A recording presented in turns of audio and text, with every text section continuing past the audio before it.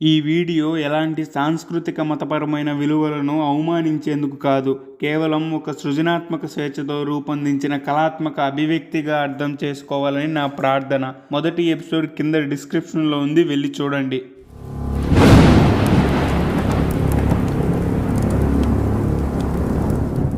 కర్ణుడు సభాప్రవేశం చేయగానే అర్జునుడి ధనుర్వేద విజృంభణను చూస్తూ ఓర్వలేక, అర్జున, నువ్వే గొప్ప వీరుడు అని అనుకోకు, నీలాగే నేను అస్త్రాలను సంధించగలను అని అర్జునుడు ఎలాగైతే అస్త్రాలను ప్రయోగిస్తాడో అలాగే విచిత్రమైన అస్త్రాలను ప్రయోగిస్తాడు కర్ణుడు. అలా కర్ణుడి అస్త్రతాండవాన్ని చూస్తున్న హస్తినాపుర వాసులు ఇతను ఎవరో సామాన్యుడిలా లేడు, మహావీరాది వీరుడులా ఉన్నాడని జై జయధ్వానాలు చేసాగారు. కర్ణుడు ప్రవేశించిన తీరు, ప్రయోగిస్తున్న అస్త్రాలను చూస్తున్న దుర్యోధనుడు ఆనందంతో గర్వంతో పొంగిపోతూ ఇన్నాళ్లకు అర్జునుడిని ఎదిరించే వీరుడు దొరికాడని కర్ణుడితో చేయి కలిపి, మిత్రమా, నాతో స్నేహం చేయి, నా వలె నా తమ్ముల వలె అంతఃపురంలో రాజభోగాలను అనుభవించు, నీలాంటి వీరుడు ప్రదర్శించడం కాదు మిత్రమా, అర్జునుడితో ద్వంద్వ యుద్ధానికి దిగు, ఇద్దరిలో ఎవరు గొప్ప ఇప్పుడే తేలిపోతుంది అని కర్ణుడిని రెచ్చగొడతాడు దుర్యోధనుడు. దుర్యోధనుడి మాటలకి ద్వంద్వ యుద్ధానికి సిద్ధమైన కర్ణుడు అర్జునుడితో, ఓ ధనుంజయ, మహావీరుడు అనే భ్రమలో ఉన్నావు కదా, ధైర్యం ఉంటే నాతో తలపడు, నువ్వో నేను ఇద్దరిలో ఎవరు గొప్ప ఇప్పుడే తేల్చుకుందాం రా. ఎవరూ పిలవకుండా వచ్చిందే కాక అహంకారంతో అధిక ప్రసంగం చేస్తున్నావు, నాతోనే ద్వంద్వ యుద్ధం చేస్తానంటున్నావు, ఒక్క బాణంతో యమపురికి పంపిస్తారా. అలా ఇద్దరు ఒకరినొకరు రెచ్చగొట్టుకుంటూ పెద్ద ధనుసులను చేతపట్టి రెండు పెద్ద పులుల వలె ఎదురెదురుగా నిలబడి ద్వంద్వ యుద్ధానికి సిద్ధమైపోయారు. ఒకవైపు కర్ణుడు శత్రువుని కాల్చాలనే చిచ్చర పిడుగులా, మరోవైపు అర్జునుడు ఆ కాల్చే నిప్పును ఆపే ప్రళయంలా రెండు భయానక సింహాలు రణరంగంలో ఒకరి కళ్ళల్లో మరొకరిని చీల్చి పారేసే తపన బలగాన్ని ఎగరేస్తూ వారి చేతిలో ఉన్న ధనస్సులు యుద్ధానికి సిద్ధంగా ఉరిమిస్తున్నాయి. యుద్ధం మొదలు పెట్టగానే కర్ణుడు అర్జునుడిపై భయానక మేఘాస్త్రాన్ని ప్రయోగిస్తాడు. ఆ మేఘాస్త్ర ప్రయోగం వల్ల సభ మొత్తం చీకటిని కప్పేస్తుంది. ఆ చీకట్లో కొద్దిసేపు అర్జునుడు కనపడకుండా పోతాడు. అర్జునుడికి ఏమైందో అని హస్తినాపుర వాసులు ఆహాకారాలు చేయసాగారు. ఇంతలోనే ఆ మేఘాల మధ్య నుండే వాయు వస్త్రాన్ని ప్రయోగించి ఆ చీకటిని చీల్చుకుంటూ బయటకు వస్తాడు సవ్యసాచి. ఇలా ఇద్దరి మధ్యలో ఎవరు గొప్ప తేల్చలేని భయానక యుద్ధం జరుగుతుండగా పాండవుల మొదటి గురువు అయిన కృపాచార్యుడు ఇద్దరి మధ్యకు వచ్చి కర్ణుడితో, కర్ణ, నీ ధైర్య సాహసాలు ప్రశంసనీయమే, కానీ నీ వంశమేమిటో, నీ తల్లిదండ్రులు ఎవరో తెలియకుండా ఈ క్షత్రియ సభలో నీ స్థానాన్ని సమర్థించుకోలేవు. ఇతను పాండునందనుడు, కుంతిపుత్రుడు అర్జునుడు, క్షత్రియ వంశం. నీ కులమేమిటో, నీ వంశమేమిటో, నీ తల్లిదండ్రులు ఎవరో చెప్పి ఈ క్షత్రియ సభలో అర్హుడివిగా అని అంటాడు కృపాచార్యుడు. తను సూతపుత్రుణ్ణి అని చెప్పలేక బాధతో తలదించుకుంటాడు కర్ణుడు. కర్ణుడి వీరోచిత ప్రతిభను చూస్తూ కృపాచార్యుడి అకారణమైన మాటలు వింటున్న కుంతిమాత, తను నా కొడుకే, ఆనాడు తెలిసి తెలియని వయసులో సూర్యదేవుడు వరంగా ప్రసాదించిన సంతానం, సహజ కవచ కుండరాలతో ముగ్ధమోహనంగా వెలిగిపోయే నా బంగారు బిడ్డ, అన్యాయంగా నదిలో వదిలేశాను ఆనాడు, ఇన్నాళ్లకు మరిలా కనబడ్డాడు. ఇతను నా బిడ్డ, క్షత్రియ వంశం, పాండవుల అగ్రజుడు, హస్తినాపురానికి కాబోయే మహారాజు ఇతనే అని చెప్పాలనుకున్నా చెప్పలేని స్థితిలో మౌనంగా బాధని మొత్తం దిగమింగుకుంటూ వర్ణించలేని దుఃఖంలో ఏడుస్తూ ఉండిపోయింది కుంతీదేవి. కృపాచార్యుడి మాటలకు దుర్యోధనుడు పట్టరాని కోపంతో, ఆచార్యదేవా, ఏమంటివి? సూత సితున కింద నిలువ అర్హత లేదందువా? ఎంత మాట! ఇది క్షాత్ర పరీక్షే గాని క్షత్రియ పరీక్ష కాకూడదు. ఇది కుల పరీక్ష అందువా? ఒకవేళ ఇది కుల పరీక్ష గుణ క్షేత్రమున్న ప్రతి ఒక్కరూ క్షత్రియులే కనుక మా రాజ్యాన సస్యశ్యామలంగా వెలుగొందుతున్న అంగరాజ్యానికి రాజుగా ఇతన్ని మూర్ధాభిషిక్తుణ్ణి చేస్తాను అని దుశ్శాసన సకినమామ చేత సువర్ణ సింహాసనాన్ని, రత్నములతో కూడిన కిరీటాన్ని, గంగానది జలాన్ని తెప్పించి మంగళ వాయిద్యాలు ఆకాశాన్ని తలిపించేలా పెద్దలు పండితులు పండితులు బ్రాహ్మణులు అందరి సమక్షాన అంగరంగ వైభవంగా అంగరాజ్యానికి రాజుగా కర్ణుడికి పట్టాభిషేకం చేస్తాడు దుర్యోధనుడు.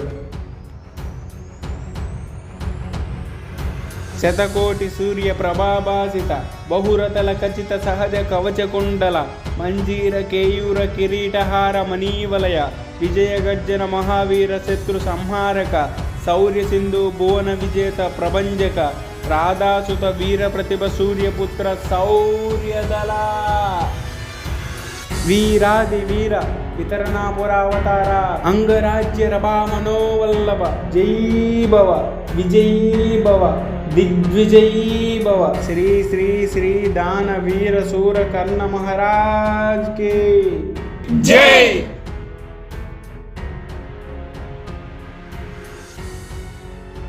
తరువాత కర్ణార్జునుల మధ్య యుద్ధం మంచిది కాదని యుద్ధాన్ని నివారిస్తారు పెద్దలు. కానీ కర్ణుడికి మాత్రం అర్జునుడిపై విపరీతమైన ద్వేషాన్ని ఈర్ష్యను పెంచుకుంటూ భవిష్యత్తులో ఎలాగైనా అర్జునుడిని ఓడించే సర్వశ్రేష్ఠ ధనుర్ధారి ఈ కర్ణుడే అని ప్రపంచానికి నిరూపించాలనుకుంటాడు. దుర్యోధనుడు కర్ణుడికి చేసిన సాయం వల్ల అది మంచైనా చెడైనా జీవితాంతం దుర్యోధనుడికి రుణపడి ఉండాలని నిర్ణయించుకుంటాడు కర్ణుడు. కర్ణుడు మహావీరుడే, ఎన్నో అస్త్రశస్త్రాలను సంధించగల నైపుణ్యం ఉన్నవాడే. కానీ ఆ సవ్యసాచిని ఎదుర్కొని నిలబడాలంటే ప్రస్తుతం తన దగ్గర ఉన్న అస్త్ర సంపద సరిపోదు. దేవతలందరూ ఒకేసారి కట్టుకొని యుద్ధానికి వచ్చిన ఒంటి చేత్తో అందరినీ ఎదుర్కొని వెనకడిగేయించే ప్రళయకాలపు రుద్రుడు అర్జునుడంటే. అలాంటి వీరుణ్ణి ఎదిరించాలంటే ఎంతో కఠోరమైన శిక్షణతో పాటు ప్రళయాన్ని సృష్టించే అస్త్రాలు కూడా ఉండాలి. అర్జునుడి దగ్గర భయంకరమైన బ్రహ్మాస్త్రం ఉంది, కర్ణుడి దగ్గర లేకపోవడం ఎంతో ఆలోచింపజేస్తుంది కర్ణుడిని. ఎలాగైనా బ్రహ్మాస్త్రాన్ని నేర్చుకోవాలనే తపనతో ఒకనాడు గురువైన ద్రోణాచార్యుడి దగ్గరికి వెళ్ళి, గురువుగారు, నేను అర్జునుడి కన్నా గొప్ప వీరుణ్ణి కావాలి, అర్జునుడిని ఓడించగలిగే బలాన్ని సమకూర్చేలా నాకు బ్రహ్మాస్త్రాన్ని కూడా నేర్పించండి గురువుగారు అని అడుగుతాడు కర్ణుడు. కర్ణుడికి అర్జునుడిపై ఉన్న ఈర్ష్య స్వభావాన్ని గ్రహించిన గురువుగారు, కర్ణ, నేను బ్రహ్మాస్త్రాన్ని కేవలం చారిత్రాత్మక బ్రాహ్మణులకి, ఎంతో తపస్సు నిగ్రహ శక్తి ఉన్న క్షత్రియులకు మాత్రమే ఉపదేశిస్తాను. నువ్వు సూతపుత్రునివి కనుక నీకు బ్రహ్మాస్త్రాన్ని నేర్పించలేను కర్ణ అని తిరస్కరించి చెప్పేస్తాడు ద్రోణాచార్యుడు. ద్రోణాచార్యుడి మాటలకి ఎంతో బాధతో అవమాన భారంతో కుమిలిపోతాడు కర్ణుడు.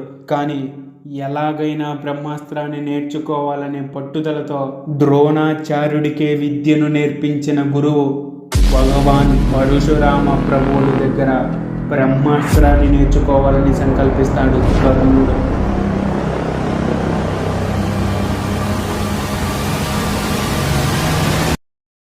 మహాభారత కురుక్షేత్ర సమయం నాటికి కౌరవ సేనలో వీరాది వీరులుగా వెలుగొందిన వాళ్ళు నలుగురు. వాళ్ళే భీష్మ, ద్రోణ, కర్ణ, కృపాచార్యులు. వీళ్ళు నలుగురు ఎంతటి యుద్ధానైనా ఎదుర్కోగలిగే వీరులు. దుర్యోధనుడి ప్రథమ సర్వసైన్యాధ్యక్షులు, జయాపజయాలని నిర్ణయించగలిగే అతిరథ మహారథులు. అయితే వీళ్ళ నలుగురికి విద్యను నేర్పించిన గురువే